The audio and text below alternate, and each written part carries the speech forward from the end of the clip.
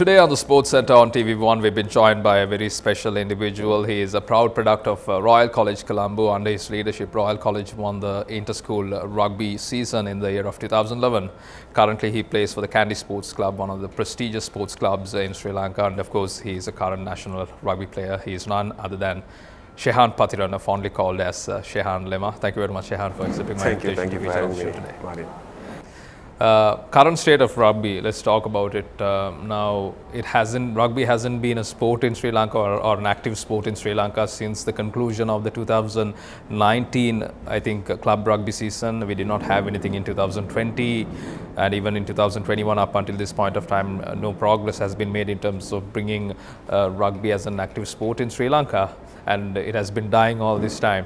I have several series of questions to ask from you revolving this particular topic. Let's talk about the financial aspect of getting a person. Basically, if you are a rugby player in Sri Lanka, you guys are semi-professionals. Basically, you're not contracted with the Rugby Federation of Sri Lanka, and during the rugby club season, I believe the payments are being made basically by the clubs.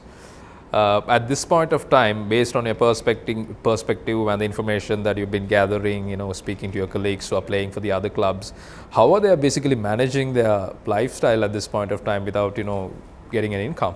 I think none of the players or none of the management in any of the clubs predicted that it will be this affected. Because when the first wave came, it was sort of contained, and then we thought in the same year we will have a tournament. So the first pandemic was in March, so that's right after the season. So we were like, we also had some break, had a break for ourselves to like train and put on some muscles. And then the second wave came and the third wave came, and now we are in the fourth wave, I guess. And I think it's financially draining everyone. Especially few of my friends had babies. Even me and my wife had a baby 4 months ago. So you need that financial aspect in your life in order to support when someone new arrives in your life. And I think most of the players who I think have switched careers permanently, and I don't know who's playing and who's not playing right now, even if we call up a squad. So I think it is that affected at this point, and I don't know how we can revive this sport. Because even if it is resumed in some time when everything is controlled, I don't think it will be at the same level that it was. So I think players who are coming out of school, even if they are coming out of school as rugby players, will not pursue rugby as a career I don't know. Now if they look at me, now I'm 29 and I don't have a job, and I can't play in rugby also because I'm at the end of my career. I'll be retiring in another 2 to 3 seasons. So they look up to me and think, okay, this player played like fantastic rugby in college and played really well for Sri Lanka clubs and all that, but he's ended up like this. So why would I want to go down the same path and end up like him? So taking that example, I don't think players will come out of school and consider rugby as a career. So that's going to be affected really bad on any sport in Sri Lanka. So financial aspect is, you can forget about it. There is no coming back from this. But players who are trying to manage this midlife crisis is the problem right now. Talking about going back to the normalcy, the time where things were normal, you get paid. This information is for the people who are watching the interview and also anyone who wants to pursue club rugby in the future. Do you get paid for the entire year, or is it only for the season? No, you get contracted. Different clubs have different setups. So I have been at SIA, Havelocks and Kandy. They all have the same setup. I don't know about these forces and all that. But they have the contract for 2 years, or maybe it can be extended to 3 to 4 years if you are coming from a school, if you are a schoolboy. So you get paid monthly, and based on your performance, you can bargain for a lump sum at the beginning of the season. Talking about the communication that you would have had, I'm not sure whether you had any communication with the Rugby Federation or Ministry of Sports. Now obviously if Sri Lanka ever to play a Commonwealth game or an Asian Championship, obviously they'll have to kind of combine a squad. Yes. For that you need to be in contact with your players, the potential players who can basically come up in those particular squads. Have you had any communication from the Rugby Federation or the Ministry of Sports, or have you heard anyone of your colleagues receiving any type of communication or speaking to any of these individuals? Yes, actually, I think the union is planning to host a club sevens, which consists all the 80 division clubs in the league. But I don't know how well they can do it because of the new variant and the fourth wave coming in. But they have had some action going on. They have vaccinated the players with the first dose, and they were going to do it. They were going to do the second dose very soon. So that's about it. Apart from that, no news. And I guess on the 13th and 20th of July, there will be a tournament by the name of Army Commanders Cup will be played between Air Force and CHNFC that has Yes. been announced. Yes, this news is, I think it's very personal to the clubs because it's not part of the EU Federation or the SLR. So I think these two clubs are trying to sort of give a boost to the game. They are going to quarantine the players and have two games. So it's good, but this is all only short term. There is no longevity in this the process. Based on the answers that you provided for my previous questions, Shehan, you said certain players have changed their careers as a result of rugby not being active in Sri Lanka. Now, certain players can change their careers based on the ability and the qualifications, obviously.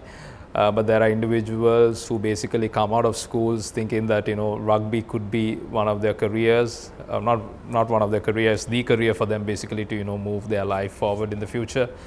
Language matters, and also so do the skill sets. And you're talking about a lot of clubs in Sri Lanka, and not all of them could represent Sri Lanka as well, or will have that opportunity to go overseas or pursue rugby as a career. What is your thought process in terms of what's happening to these guys at this point of time? It's actually to do with the demands of the game that has changed throughout the years. If you look back in the 1980s, 1990s, people that were coming out as rugby players also played for Sri Lanka, and they also have careers as doctors, lawyers, or some renowned job. And then when come to 2000s, and then they ended up being corporate managers and CEOs and stuff like that. But now the sport, at the school level, the sport is more professionalized than at the club, because at the club it's semi-professional. We work and we also do the sport, but at school level they practice morning and evening. They have coaching camps. It's like full-time rugby. The only thing is that they don't get paid, but they have more commitment to the game than we do at the club. So given that, I don't think the players have the ability to study or get the education or acquire the life skills that they require when they leave school, because their only focus is rugby. And especially people who are being recruited to the good schools from outside, we call them imports, they don't have skills at all. They only get the rugby knowledge from the college. And then when they leave out, they definitely have to play for Sri Lanka, right? So it's going to be a dead end for them, because they don't have any life skills, and they don't have the language, they don't have the necessary skills, they don't study because they can't study. They don't know what studying is. So I think we were really lucky coming out of college in 2010, 11, that era. We had the opportunity to join with a university, get a scholarship and study. But now you get scholarships, but you don't get the qualification. So those are the problems. At a time like this, during a pandemic like this is unprecedented basically. What do you think that we should be doing in order for us to basically promote the sport, or not, let alone not promote the sport, at least to float this particular sport up to a certain extent? Like you said, I think this time we have to let it go, let it pass, because we are a small country. We don't have a lot of financial backing. We always hear the news of, we are out of money and out of dollars, we are printing money, so stuff like that. So I don't think that is good right now. So companies are struggling. We need to find money if we are to do well in rugby. And it's not that, the people of the company has to be paid before you spend on sport.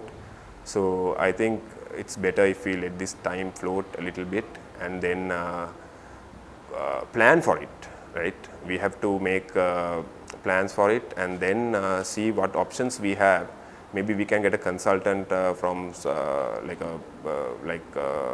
Hong Kong or Japan or somewhere to look at our union's prospects and potentials, that what we can do and all that. then we can plan for it and then invest in the players that will be able to help to revive sport in Sri Lanka in the future. Talking about the rankings, Shehan, I believe when it comes to 15s or 7s rugby, in Asia we must be like 5th or 4th or 5th, I guess, in terms of rankings. When it comes to world rankings, we must be around 45th or 48th, I believe. You said that the country is going through issues. Talking about cricket, they have created a bubble, and then you cannot compare cricket and rugby at all. But when it comes to cricket, in 1996 World Cup win had changed the course of cricket in Sri Lanka basically.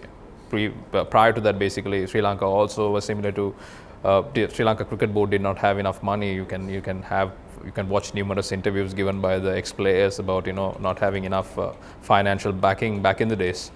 Now it's a responsibility of the players to basically get Sri Lanka rugby to the next level. You seems to be a very intellectual individual. What do you think that the responsibility of the players? Yes, I can only say this, but it's all in the hands of the officials that comes as a chairman or the CEO of Sri Lanka Rugby. The best option for us as Sri Lanka is for us to focus on the sevens, because if you look at other countries like Japan and it's basically Japan, they have invested in the 15s rugby. They have players coming out of schools, and then they are getting players overseas. They have this top league, Japanese league, that they get, like Budum Barrett goes, Jeremy Kaina goes. So those are the players that they host at that level. So that didn't happen overnight. It took them at least 20 years, I'm sure, because Japan is a country that plans long term. So we also need that long term planning. We can't just plan for 2 years and then try to win the gold medal or silver medal or bronze medal at Asian Games or Commonwealth Games. So that is just a dream, because other teams, on the other hand, they practice it for 8 years. They invest in the young players who are coming out of college. They might not send the best players they have right now in the first Asian Games. They will send the squad that they have to retain for the next games. So they send 14 players this time. Out of that, they retain 10 players for the next Asian Games. So that is the experience that counts there. But as Sri Lanka Rugby Union, what we do is we try to get the best team that is readily available and send that team and get the highest achievement. So that is what has been happening from the day that we start the sport and up to now. So that needs to change. That strategy has to be set, and the direction has to be set in a way that we focus on particular things. We can't have everything because we don't have the budget for it. If you take 15s, you need to at least have a squad of 40. But if you take 7s, you practice twice a day, but you need only 14 to 21 players. So that is like half the cost. And you have a lot of international exposure. We get 4 legs in the Asian 7 series. And you also can have invitational 7s all around the world. So that is good for the sponsors as well. So if we can focus on that and not 15s right now, I think we can go a long way. And we need to have players coming out of schools in sort of like a structured program. You don't come out of schools and just transition into the squad and play the first tournament. You need to come through that level and progress, get experience, and then get the nutrition, get the size, and then you have to come to the first the national level, and then it will be easier for you to play at that level in that condition. So that needs to change. So if we can do that, I think we will have a better future. Like you said, we can turn around and we can have that milestone in our sport that can put us way ahead in the future years to come. Overseas exposure. Now we are talking about foreign players playing in Sri Lanka during the club rugby season, and you spoke about the Japanese top leagues. Have you had any opportunities or kind of invitations to play in overseas leagues? No, not.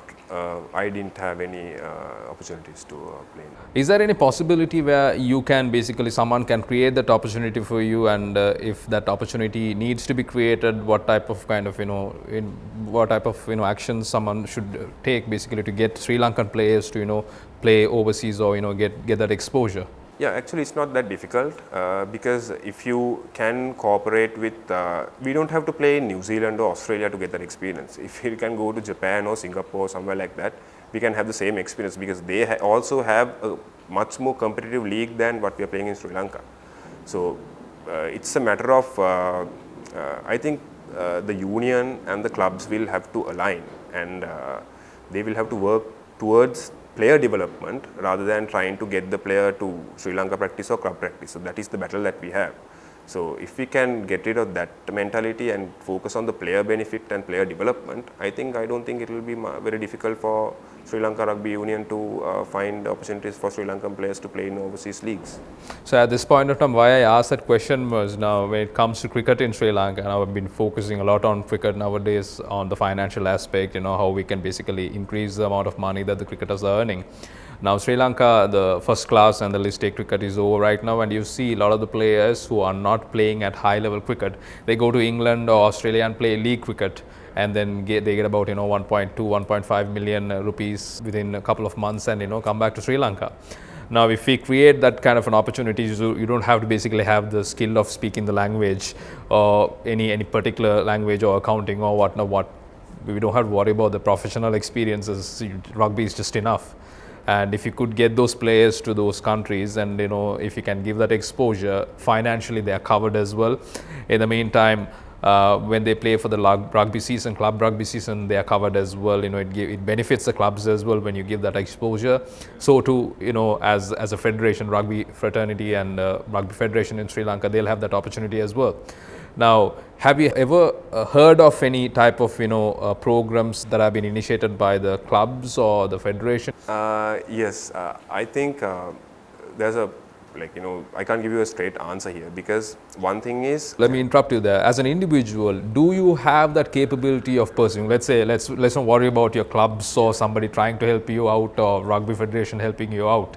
As a player, do you have that opportunity, or do you have that contacts, or do you have that willingness to basically pursue someone from an overseas club or a league and try to go there and then play? That's what I exactly wanted to point out when I was articulating my answer. What the problem here, Martin, is now for a player in Sri Lanka to mature, it takes about 5 to 6 years because we play only 30 or 40 matches of 15s rugby in a given year. So that is also if you play the entire tournament, you get injuries, so you miss some matches and you are rested and all that. So let's say 30 matches per year. So when you play at least 250 matches, you get that maturity. So at that time you are 25. So but physically we are not getting bigger or putting on muscles. We are not practice at that competition level where other clubs are practicing in overseas clubs. So if we try to send our players there after get that experience, because they had to have the potential to go. So at that particular time only, then you will identify, okay, this player has potential to go overseas and play. So if you pick that player and send him overseas, then he is going to be significantly not inferior, but he is less likely to get into the team because he doesn't have what it takes. So what I say is, we don't have to send players overseas to get that. If we can increase the number of matches, or if we can increase the competition level, that All Blacks players also play for national teams, they are well rested, and then they play for the counties, then they play for the national matches again, then they have the club matches. So throughout the year they play, but rate of injuries are very low. Players are able to give 100% at each match. So that is the sort of structure that we need to set here in Sri Lanka, rather than trying to send our players abroad and get that exposure and come here. Because if you take 1 or 2 players, you can't afford it also. It's not financially feasible sometimes. If you are sending a player, if you are going on personal budget, I don't think a player can afford it. But if a club is sending, it will have to spend a lot. So rather than spending that on so much money on one player, if we can put all that money towards one cause and then get together and improve the competition, and maybe get some more overseas players here and give the same experience to the players who are coming out of school, and then when they are 25, we can compete as a team with the other international teams. Then that will give us financial backing, then it will give us exposure, then we'll also have all the necessary requirements to be a good team in the international arena. Couple of days ago, we heard that Japan has donated the second dose of the AstraZeneca vaccines to Sri Lanka. Now, what I'm thinking is that, don't you think that we should be signing a kind of a understanding between Japan Rugby Federation and Sri Lanka Rugby Federation and get your top 5 players play in the top league of Japan without, spending anything, maybe as a kind of as an assistance for a country, an Asian friend? What do you think about that idea? I think, Martin, that is a good suggestion. Coming from you, I think you should be held at one of the administrative positions at Sri Lanka Rugby right now, because I think that is a really good idea. The problem is, like I said before, so every time when this is what I see, okay, this is my perspective, and so what I see is every time a president is appointed, he has his own vision and own strategies. Not bad, but it doesn't align with the previous manager's vision. So it changes every time, and at the end of the day, union is where it is, and players are also where they were. Nothing is going forward.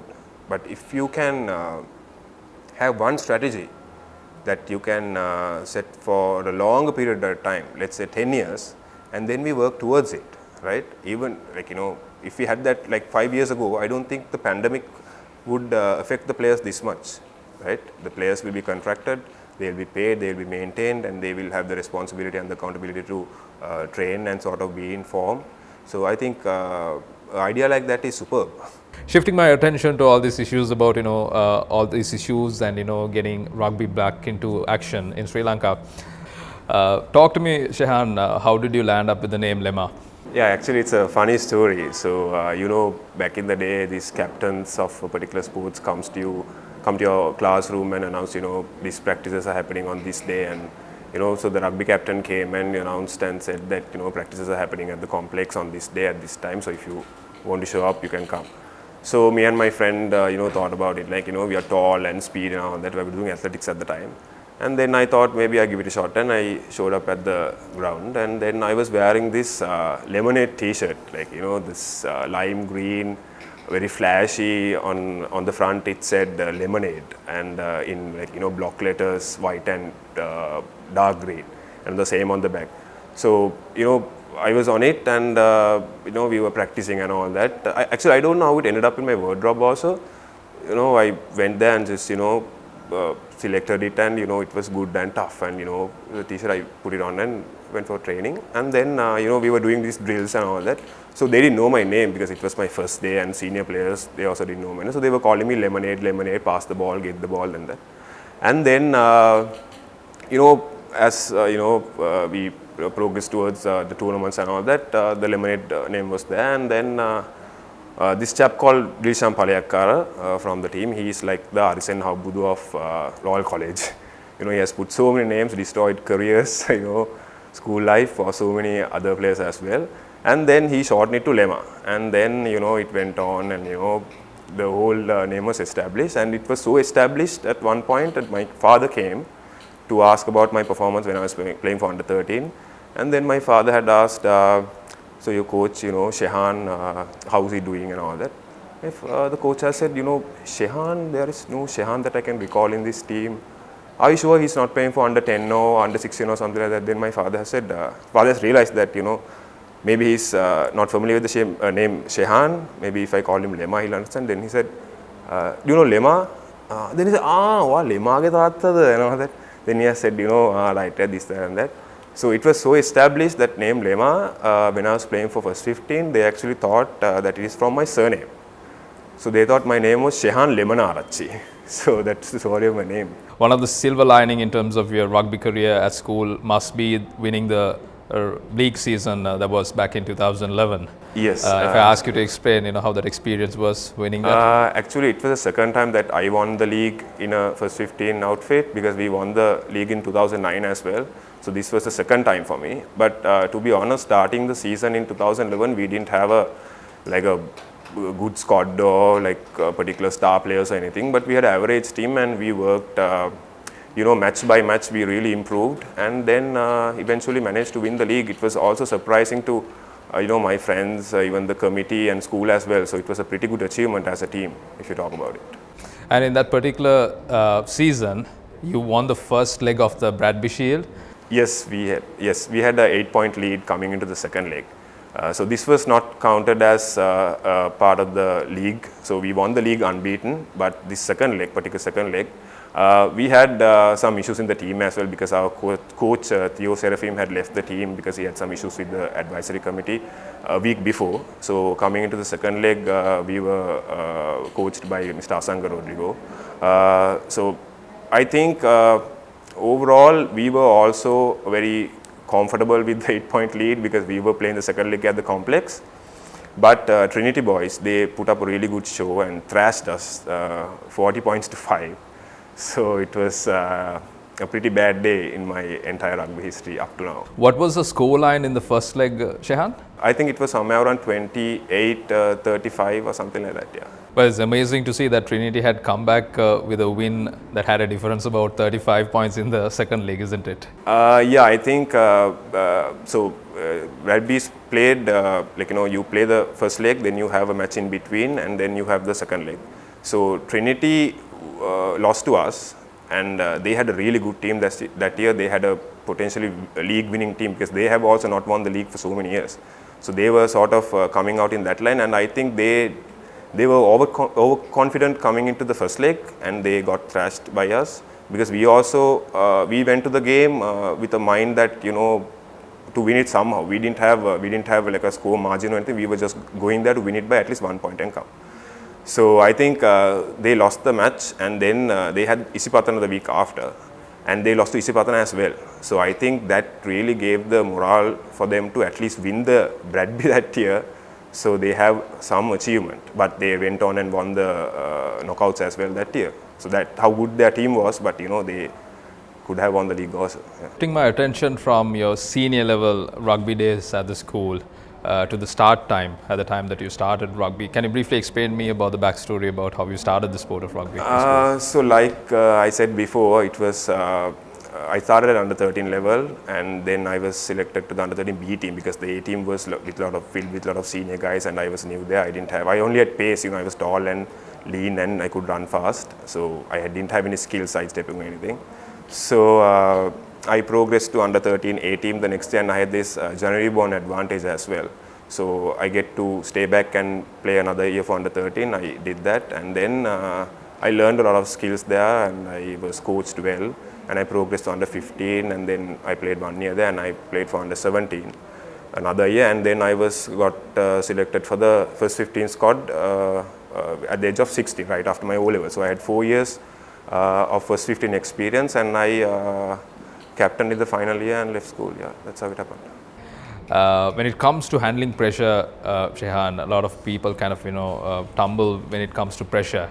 But if you play rugby at a school stage, and if you play matches like part of Bradby in front of a lot of crowd, you should be able to kind of get yourself accustomed to basically handling pressure as well. From a player's perspective, when you kind of walk into the field, what type of things that goes through your mind in terms of does it affect you? You want to perform, your school is watching, the entire population of the school is watching, the other side is also watching. How does it feel being out there? Actually, Marian, talking about this, it's very nostalgic and gives me goosebumps, because I have had not experience in 2 years because we have not played in rugby. But going back to school and talking about the handling pressure and leadership, I think I was very blessed to have played 3 years before I captained college. So I think I already had that experience when I was coming to my final year of the first 15. But each year is different. So this particular year I had to lead the team. But to be honest, I was not a great captain at the first match. So I also learned my lessons. I made my mistakes. And if you are well received by your teammates and you are respected, I think it's easy for you to captain. And I think the same thing happened with me. So I think it was not overnight thing. It's a process. So I think it was also very good experience, and coming out of the college, it gives you a lot of experience because club arena, international matches and all that, you are set up for that, with the Bradby experience and coming up to that. You elevated to club rugby as soon as you left school. What was how was it? How was the transition between school rugby to the club season? It was not difficult, but the only problem was there were foreigners playing at that time. But physically we were also trained in a particular way in college, so it was not. But the foreign impact was there. You get one hit and you feel like your world is shaking. But you get accustomed to it as you play like few matches. But the transition wise, it was not difficult for me because I played as a flanker, and I am pretty big when you compare to backs that are coming out of college. So I was 6 foot and I had 90 kilos weight. So it was not that bad, but you had to get accustomed to it. And I think the players who came out of college and joined clubs transitioned well in that period. Talking about you're playing for Kandy Sports Club at this point of time. Did you start with Kandy Sports Club? No. Right after I left school, I wanted to play for a Colombo club because you brought up in Colombo and you always see Kandy Sports Club taking the league and taking the knockouts each year. So you want to play for a Colombo club and win something there and see your opportunity. So that's why I have always dreamed of playing for CR right after left school, because I'm from Colombo 5, so I go to CR to watch all the matches. So I joined with CR, but I could only play for one season. And then I moved on to Havelocks. I played there a couple of seasons. And then at the end of 2014, I joined for Kandy, and I'm still with Kandy. You started with CRNFC, you said, and thereafter Havelocks, and thereafter Kandy Sports Club. And since 2014, you've been playing for Kandy Sports Club. When it comes to the differences between the cultures of Kandy Sports Club, Havelocks, and CR, what stands out? Actually, I get this question asked every time, because you see, Kandy is always winning and Colombo clubs are not at that level. But the answer is pretty simple. There is no secret ingredient here. It's the focus and the attitude and the players, right? So if you have a good set of senior players who are willing to show up every day at training 15-30 minutes before practice commences and put in the hard work and take the responsibilities when the game is played on, I think you are sorted.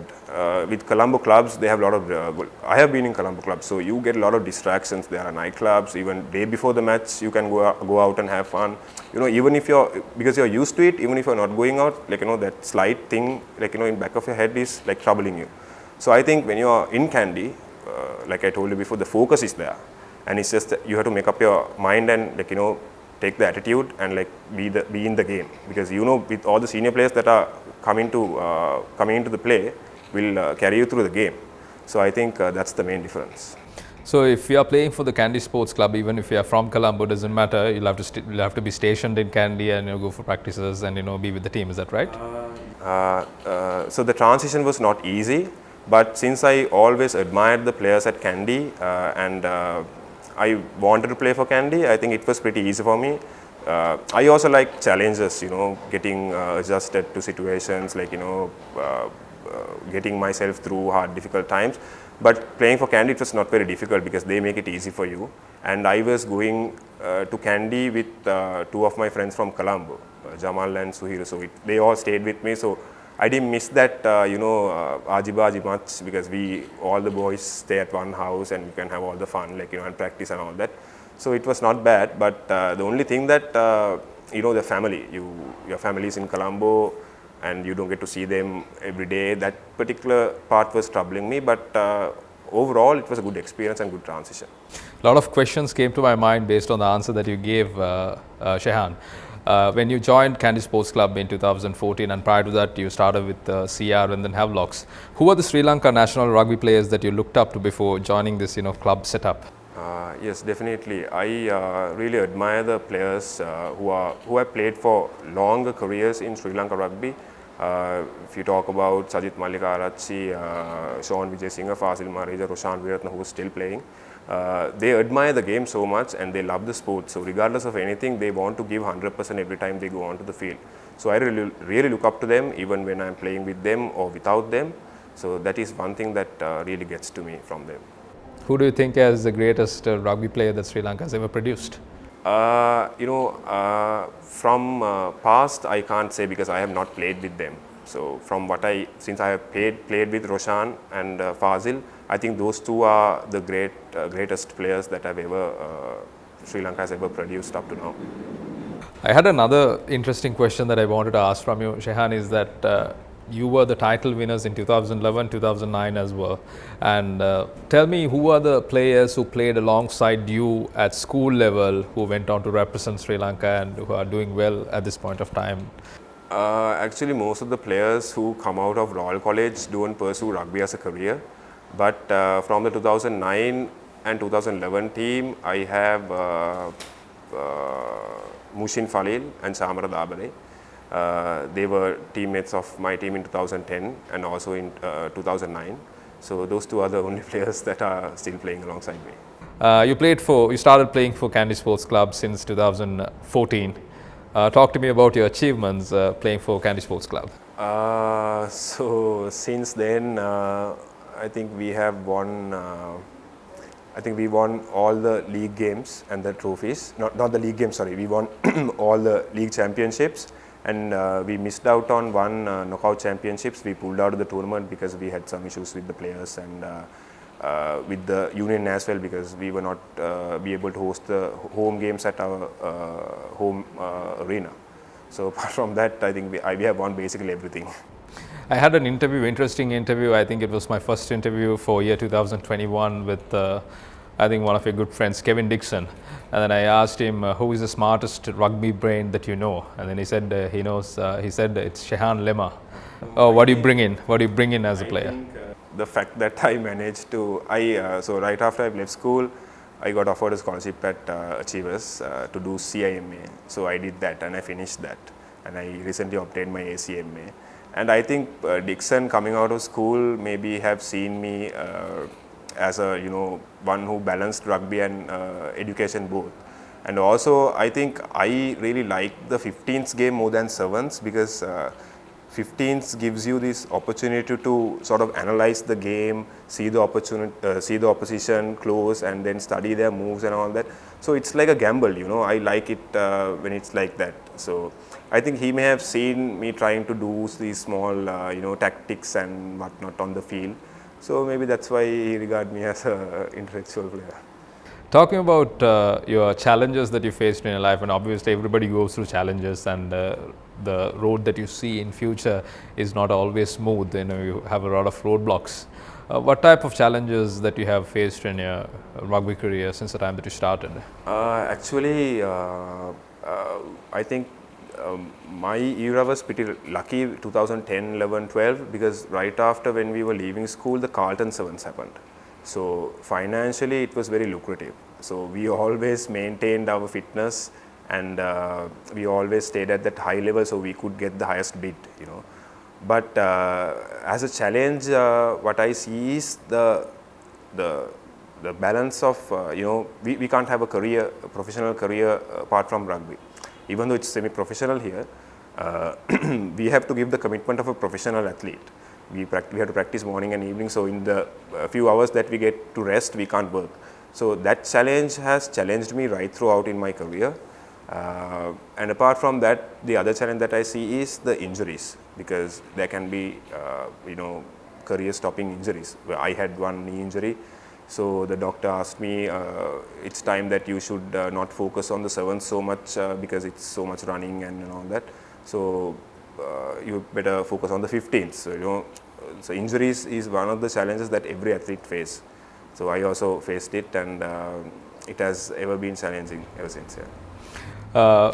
You went to Royal College Colombo, and I've heard that you and current national cricketer Bhanuka Rajapaksa are from the same batch. Bhanuka was a pretty busy chap in school, because I think at that time he was playing for nationals as well.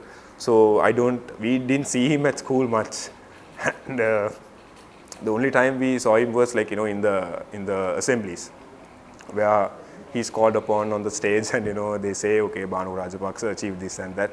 So he was pretty busy. He must have been close with the cricket friends, but I don't think he also had the time to mingle with his other friends, from other sports. But now we are close. We meet up and. Can you briefly explain me how are you basically? You look yourself very fit even at this point of time, without engaging in engaging in practices as a squad combined. How are you basically maintaining your fitness standards? Or have you lost muscles? Yes, I have lost a couple of kilos. That's because I have always had this passion to study about nutrition. So I recently finished my qualifications, and I also want to share this information about how nutrition can help you to achieve certain things in life. So I have been experimenting the things that I have been studying. So I would say that I try to stay fit as much as I can. I do home workouts because I can't go to the gym since I had a baby recently. It's very risky to go. I try my best to do the home workouts and do the yard work and do the house chores and occupy myself with work and stay fit to the max. Yeah. Talking about goals in the future? Yes, so like I said, I finished my qualifications recently, so I'll be launching my own fitness and nutrition page on social media platforms in the coming weeks, and I basically want to give out the information, and then in a couple of weeks or two to see how it goes and make it a business model in the coming months. Talking about rugby? Rugby, like I told you, I don't have big hopes, especially because of the fourth wave coming in and the plans about the union. It doesn't actually interest us because we are also at the end of our rugby career, and investing so much time in rugby it can be a bargain. So I don't want to talk about it much, but I have been pretty occupied with the baby recently, so it sort of distracts me from focusing on rugby. But when I occasionally watch a match, and when I see the dressing room and all that, I miss it. I get the goosebumps, I have the butterflies in my belly and that feeling.